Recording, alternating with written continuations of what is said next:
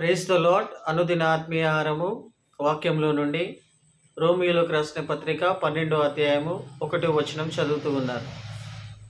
కాబట్టి సహోదరులారా, పరిశుద్ధమును దేవునికి అనుకూలమైన సజీవ యాగముగా మీ శరీరములను ఆయనకు సమర్పించుకొనుడని దేవుని వాత్సల్యమును బట్టి మిమ్మల్ని బతిమలాడుకొనుచున్నాను.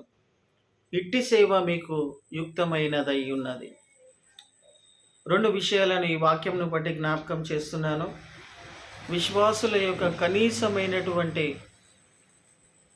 పని ఏమై ఉన్నదంటే, తెలుగులో యుక్తమై ఉన్నది అని ఉన్నది.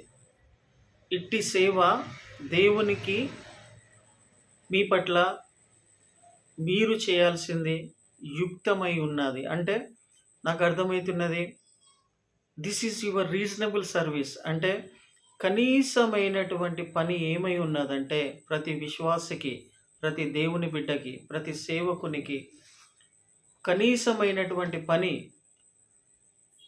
నేను చేయాల్సినది ఏమై ఉన్నదంటే, పరిశుద్ధమును దేవునికి అనుకూలమునై ఉన్న సజీవ యాగముగా, దేవునికి అనుకూలమై ఉన్న సజీవ యాగముగా మీ శరీరములను ఆయనకు సమర్పించుకొనుడి. ఇంగ్లీష్లో ఐ బిసీచ్ యూ అని ఉంది. అంటే ఐ కమాండ్ యూ, అంటే I earnestly asking you that you should be holy and a living sacrifice bodies that is acceptable to God and which are very reasonable service to God. That is reasonable service. అంటే కనీసమైనటువంటి బాధ్యత పని ఏమై ఉన్నది ప్రతి విశ్వాసికి, ప్రతి సేవకునికి ఏంటంటే, ఈ షుడ్ బి హోలీ. రెండవది, పరిశుద్ధముగాను మీ శరీరములను సజీవ యాగముగా, అంటే మీ జీవితములను సజీవ యాగముగా ఆయనకు సమర్పించుకొని ఉండడం అనేది కనీసమైనటువంటి బాధ్యత పని అయి ఉన్నది. This is your reasonable service to God. ఈ వాక్యంను బట్టి నేను స్పందించబడ్డాను. ఫస్ట్ వాక్యం ఏంటంటే, ఫస్ట్ మాట, you should be holy and living sacrifice to God. This is our reasonable service to God. ఇది కనీసమైనటువంటి బాధ్యతనంట. మనం హోలీగా ఉండడము, మన దేహములను సజీవముగా దేవునికి సమర్పించుకొని ఉండడం అనేది కనీసమైనటువంటి పని. ఇది కాకుండా ఏమేమో చేసుకుంటూ వెళ్దాము, ఏమేమో దేవుని కోసం చేద్దాము అని అంటే, కనీసమైనటువంటి బాధ్యతను చేయకుండా ఏమో చేస్తామని వెళ్తూ ఉంటే, I think that is not acceptable in the sight of God. What is acceptable in the sight of God? You should be holy and your bodies must be living sacrifice to God. రెండో విషయాలను జ్ఞాపకం చేస్తున్న ప్రియమైన వారులారా, రెండో విషయము అంటే, మనం ఏ విధంగా హోలీగా ఉండగలుగుతామో, ఏ విధంగా మన యొక్క దేహములను సజీవ యాగముగా దేవునికి సమర్పించుకొని ఉండగలుగుతామంటే, నాకు తెలిసి నాకున్నటువంటి ఆలోచనలో, మనము సంఘానికి అంటకట్టబడి ఉన్నప్పుడే, సంఘంతో అంటకట్టబడి ఉండాలి.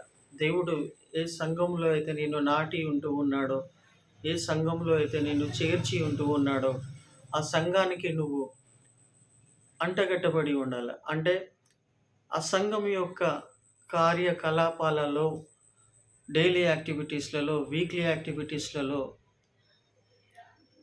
ఏ ఒక్క అవకాశాన్ని కూడా నువ్వు పోగొట్టుకోకుండా సంఘానికి అటాచ్ అయి ఉన్నప్పుడు నువ్వు హోలీగా ఉండగలుగుతావు. మరియు మీ దేహము సజీవ యాగముగా దేవునికి సమర్పించుకొని ఉండే అవకాశం ఉన్నది. కాబట్టి నువ్వు సంఘానికి దూరముగా ఉండి బయట ఉపవాసాలు ఉంటూ ఇంకేదో చేస్తూ నీకు ఇష్టం వచ్చిన ఆలోచన ప్రకారంగా సంఘానికి దూరంగా బయట ఉంటూ నువ్వు దేవునికి దూరంగా ఉంటూ, అంటే సంఘానికి దూరంగా ఉండడం అంటే దేవునికి లోకానికి దగ్గర అవుతున్నావని అర్థం చేసుకో. సంఘాన్ని లైట్గా తీసుకున్నావంటే సాటన్ నిన్ను సీరియస్గా తీసుకుంటాడు. నువ్వు సంఘాన్ని లైట్గా తీసుకుంటే సాటన్ నిన్ను సీరియస్గా తీసుకుంటాడు. అంటే సంఘానికి నువ్వు దూరంగా ఉన్నావంటే, చర్చ్కి నువ్వు దూరంగా ఉన్నావంటే సాటన్కి దగ్గరగా అవుతున్నావు. నీకు తెలియకుండానే ఫాస్టింగ్ అనేటువంటి భ్రమలో వేరే వేరే కార్యక్రమాలలో ఉంటూ ఉన్నట్టయితే, ప్రియమైన వారలారా, ప్రేమతో ఈ వాక్యంను బట్టి నేను మీకు జ్ఞాపకం చేస్తున్నా. You must be attached to one church. ఒక సంఘానికి అంటగట్టబడి ఉండవు.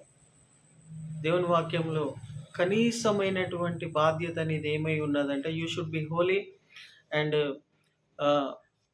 Living sacrifice to God.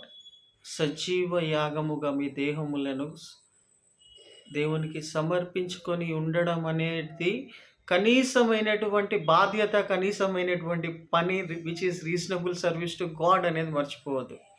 ఈ బేసిక్ ఇన్స్ట్రక్షన్స్ని మనం పక్కకు పెట్టి, మూలాలను పక్కకు పెట్టేసి మనం ఇంకో దేవుని కోసం ఏదో ఈ క్రిస్మస్ సీజన్లో పరిగెత్తుకుంటూ అది చేసాము ఇది చేసాము అని అంటే నువ్వే నష్టపోతావు. ప్రియమైన వారలారా, రెండే విషయాలను జ్ఞాపకం చేస్తున్నాను.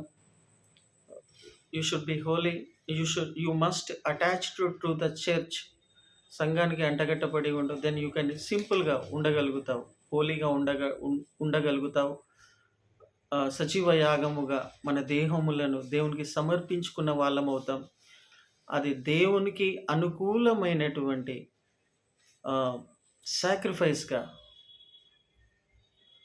ఉండగలుగుతాము. తెలుగులో ఏమై ఉన్నది? ఇట్టి సేవ మీకు యుక్తమైనదై ఉన్నది. ఇది సేవనంట. నువ్వు హోలీగా ఉండడము, నీ దేహము సజీవ యాగముగా దేవునికి సమర్పించుకొని ఉండడం అనేది ఇట్టి సేవ దేవునికి యుక్తమై ఉన్నది. Which is our reasonable service to God. Basic instruction life to God. ఈ యొక్క మాటలను యేసుక్రీస్తు ప్రభుల వారు మనందరి వినికిడిలో దీవించి ఆశీర్వదించి వర్ధిల్ల చేయునుగాక. Amen. God bless you all.